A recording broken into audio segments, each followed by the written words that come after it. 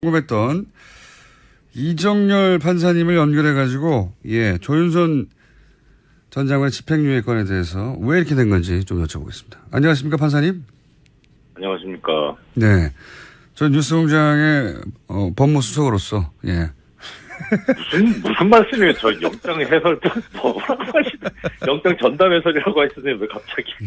하여튼 그때그때 달라집니다. 직책이. 알겠습니다. 네. 우선 그 법원이 무죄로 판단한 이유를 좀 전문가로서 설명해 주십시오.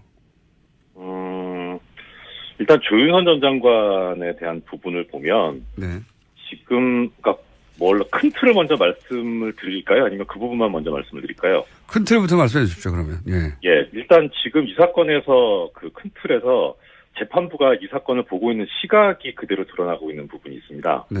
그러니까 양형 부분에서 나오는 이야기인데. 양형, 쭉, 이 사건의 본질에 대해서 재판부가 판단을 하기를 이게 그 직업 공무원 제도를 위반을 했다. 그 다음에 문화예술 활동, 문화 창작의 자유를 이제 침해했다. 이런 얘기를 쭉 하면서 마지막에 뭐라고 하냐면, 다만 이 피고인들이 보수주의를 표방한 대통령을 보좌하는 정무직 공무원들이어서 문화예술계가 지나치게 좌편향되어 있다는 인식에 따라 이거를 단기간에 바로잡겠다는 의욕이 지나쳐서 범행에 이른 것으로 보인다. 그래서 이게 특정 개인 등의 사익 추구를 목적으로 국가 권력을 남용한 다른 국정농단 범행과는 성격이 분명히 다르다. 아하. 이렇게 지금 판단하고 있어요. 그러니까 이것은 이제 재판부가 그야말로 이 부분에 대해서 어떤 그 사익 추구가 아니기 때문에 국정농단이라고 하는 것을 아주 가볍게 보고 있는 거죠. 이 블랙리스트라고 하는 것을. 그렇군요. 오히려 돈 때문에 그랬으면 이해가 할 만한데 이런 확신범이 제일 무서운 거 아닙니까? 국가적으로? 당연하죠. 그러니까 이 사건을 보는 인식 자체가 지금 재판부가 잘못돼 있어요. 아예. 그렇구나. 그 다음에 두 번째로 나오는 이 재판부 인식 잘못의 부분이 이게 지금 저는 이제 재판부의 보도자료를 보고 있는데요. 이게 보통은 이런 얘기를 안 하는데 보도자료에 이런 얘기가 나옵니다. 이 사건에 있어서 그 노태강 전국장을 이제 해임하는 부분, 그 부분에 있어서는 대통령의 공범이다. 박근혜 전 대통령의 공범인데 해임은 공범인데. 그 이외의 부분에서는 특히 이제 문화예술계 지원 배제 부분에서는 공범 인정하기 부족하다. 이 얘기를 하고 최순실은 전부 다 공범이 안 된다. 그거를 별도의 보도자료를 냈어요. 그래서 굳이 이렇게까지 하나. 그 다음에 이제 또 하나 그러면 그 얘기는 박근혜 전 대통령이 블랙리스트와 관련해서는 공범이 안 된다고 이 재판부는 판단한 거죠. 그렇죠. 이제 그렇게 보게 되면 아까하고 좀 모순이 생기는 게 이제 보수주의를 표방한 정무직 공무원이란 말이에요. 그런데 대통령이 보수주의인데 대통령 몰랐다는 얘기가 되거든요. 그러면은 대통령이 모르는 상태에서 지시도 안 했는데 김기춘 비서실장 이하 그 정무직 공무원들이 이걸 다 알아서 했다는 얘기가 되거든요. 그러니까 저도 모순이 된다고 보는 게 지금 이제 그 대통령이 가지고 있는 정치 지향 그거를 구현하기 위해서 사익이 아니라 그 정치 지향을 구현하기 위해서 그랬다는 건데 근데 대통령은 관련이 없다는 거 아닙니까 또 막판에. 그렇죠. 이 판단에 의하면. 앞뒤가 안 맞는 거네요. 그리고 그것이 판사님 극명하게 예리하십니다. 저기 방송사고 나게 처음. 역시 부장판사는 아무나 되는 게 아니고 예리하십니다. 또 하나 이제 드러난 것이 뭐냐면 김기춘 전 실장이 이제 징역 3년의 실형을 선고받았는데 사실 이 사건에 있어서 공소 제기된 부분 중에 강요 부분은 전부 다 무죄가 났어요. 강요가 무죄다.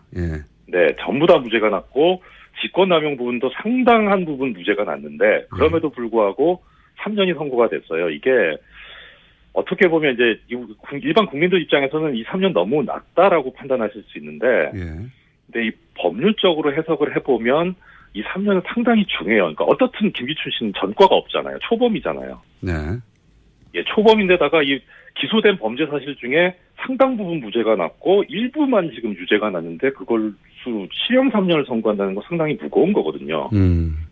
그러면은 이 재판부의 판단은 아까 그 부분이랑 궤를 같이 한다고 보여요. 그러니까 이것은 박근혜 최순실까지 가는 부분이 아니라 김기춘서부터 시작된 거다. 이렇게 막아버린 거죠. 그러니까 김기춘 전 실장에 대한 형이 너무 높아요. 행간에 지금 그런 그 해석이 깔려 있는 거군요, 인식이. 네. 예. 그러니까 이게 쭉 나오는 것 같아요. 그러니까 박근혜 전 대통령은 공범이 아니고 이것은 김기춘 전 실장이 기획해서 실행한 것이고 그러므로 김기춘 전 비서실장이 책임이 크고 그리고 나머지 그 사람들 중에 특히 조윤선 전 장관은 상관이 없다 여기에. 왜냐하면 김기춘 전 실장이 직접 조윤선 정무수석이 오기 전에 계획을 해서 실행하고 있던 거였기 때문에 이렇게 논리를 구성한 거군요. 네. 그렇죠. 그 말씀 드렸어야 되는데 먼저 공장장님께서 말씀하시죠. 정말 예리하십니다. 선사님 서로 이런 얘기를 이제 하지 않는 것으로. 자 그러면 제가 궁금한 건 이겁니다. 네. 그냥 쉬운 말로 하면 판결 들으면 그러면 김기춘 비서실장은 지시하고 승인했지만 조윤선 정무수석은 건너뛰었고 그리고 그 아래 비서관들이 했다는 소리가 되는 거 아닙니까?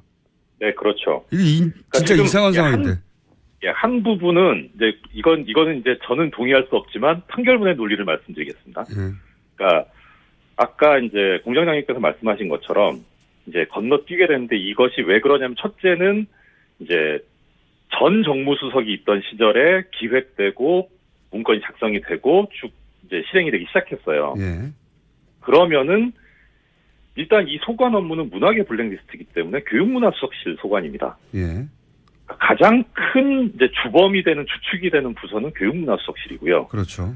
다만 이제 여기서 이 정부적인 어떤 판단을 하려고 했는지 정무수석실이 개입을 합니다. 이제 총괄 기획을 하죠. 정무 쪽에서 이제 소위 말해서 정치적 판단, 정무적 판단 이런 걸 했겠죠. 예, 그렇죠. 그런데 지금 이 상황에서 지금 법률적으로 해결이 되려면 전임 정무수석이 후임 정무수석인 조윤선 전 장관에게 이제 인수인계를 하잖아요. 네. 그러면은 일단 그냥 그 시계열적으로 그 단면을 보면 조윤선 전 장관은 아무것도 모르는 상태에서 들어오게 되는 거잖아요. 네. 그러면은 전임 정무수석과 후임 정무수석 사이에는 공범관계가 있어야 됩니다. 업무 인수인계를 했다고 전임 박전우 전 정무수석이 얘기를 했거든요. 진술을. 그러니까요. 그러니까 공범관계가 있어야지 그래야지 후임 정무수석이 나중에 이 그 역할 분담에 참여하게 되는 그런 논리성을 가지게 되는데 문제는 이 전임 정무수석은 기소가 되지 않았던 것 같아요. 그 부분이 빠졌고 저도 그 부분이 좀 이상했고요. 왜냐하면 박전우 전 정무수석은 통화로도 혹은 만나서도 이제 앞으로 할 업무니까 블랙리스트 업무를 후임인 조윤선 수석에게 전 수석에게 당시 업무를 설명했고 그 얘기를 듣다가 처음에는 웃다가 나중에는 심각해져가지고 표정이 어두워졌다. 구체적으로 진술했거든요. 내가 인수인계 했다고.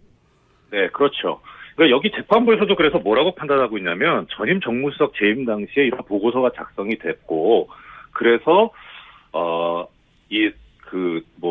정부에 반대하는 개인 단체를 선별을 해서 지원해서 배제하도록 하는 행위를 하게 했는데 이것에 관해서 의견을 개진을 하고 점검을 한 것으로 의심되는 사정이 인정이 되기는 한다. 이렇게는 써놨어요. 인정이 되기는 하나. 의심이 된다. 예. 그런데 문제는 뭐냐면 지금 여기서 공범은 뭐냐면은 그 정무비서관.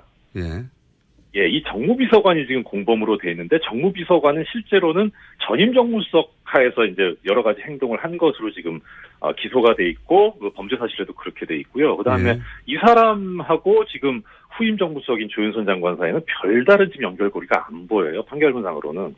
저도 그게 또 이해가 안 가는 게요.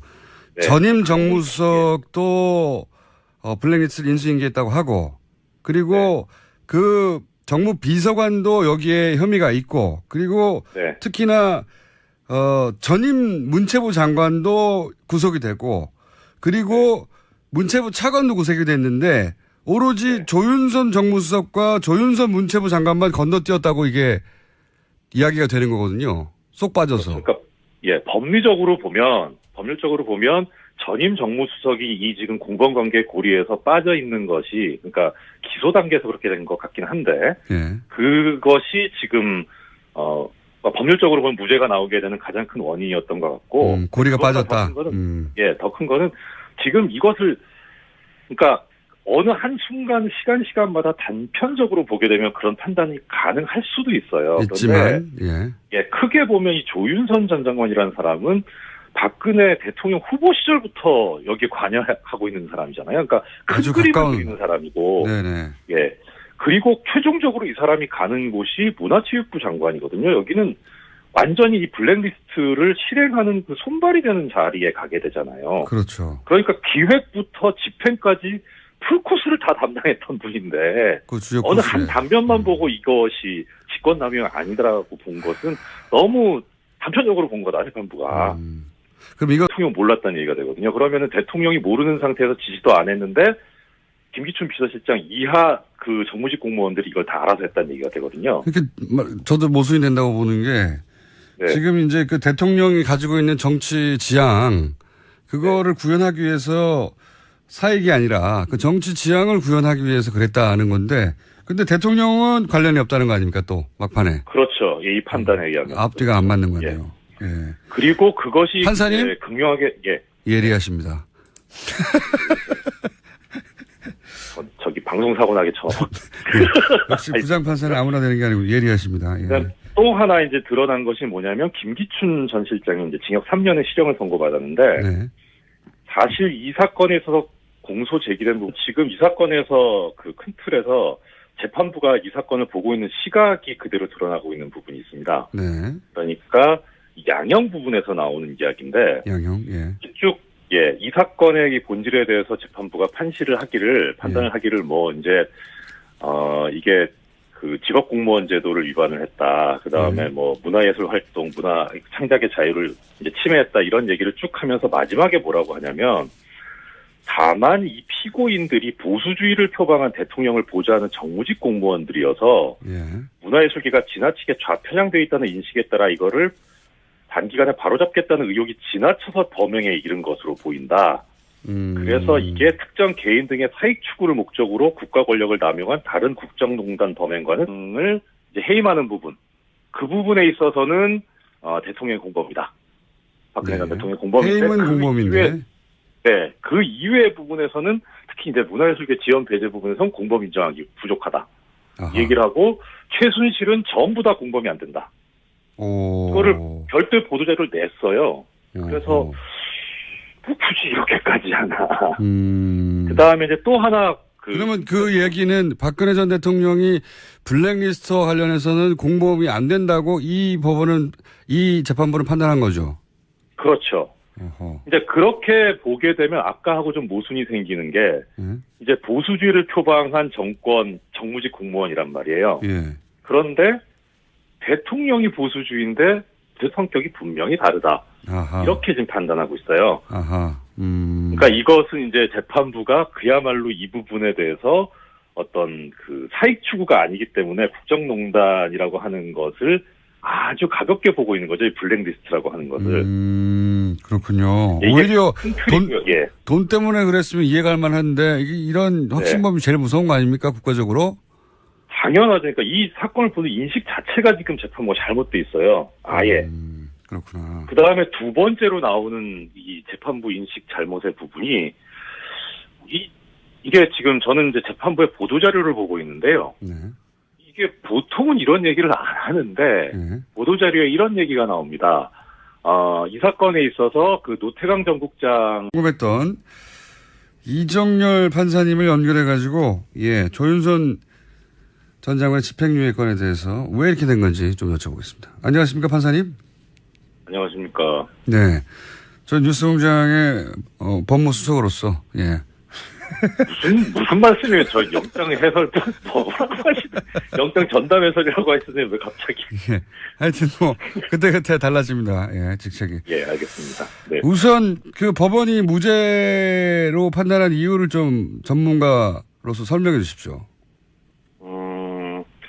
일단 조윤선 전 장관에 대한 부분을 보면 지금 그러니까 큰 틀을 먼저 말씀을 드릴까요? 아니면 그 부분만 먼저 말씀을 드릴까요? 큰 틀부터 말씀해 주십시오. 그러면.